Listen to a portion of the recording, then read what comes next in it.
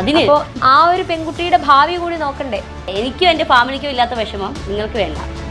ഇത്രയും വരെ എൻ്റെ മോളെ എനിക്ക് വളർത്തി ഉയർത്തി കൊണ്ടുവരാം എന്നുണ്ടെങ്കിലും ഇനി അങ്ങോട്ടും എൻ്റെ മക്കളുടെ കാര്യം നോക്കാൻ എനിക്കറിയാം. അപ്പൊ ഈ രണ്ടുപേരുടെയും ഭാവിയെ കുറിച്ച് ഒരു ചിന്തയും ഇല്ലാതെ നടക്കുന്ന അമ്മയാണ് എന്നാണ് നിങ്ങൾ ഒരിക്കലും എൻ്റെ ഭാവിയിൽ ചിന്തയില്ലാതെ ഞാൻ അങ്ങനെ നടക്കുന്ന ഒരു അമ്മയല്ല.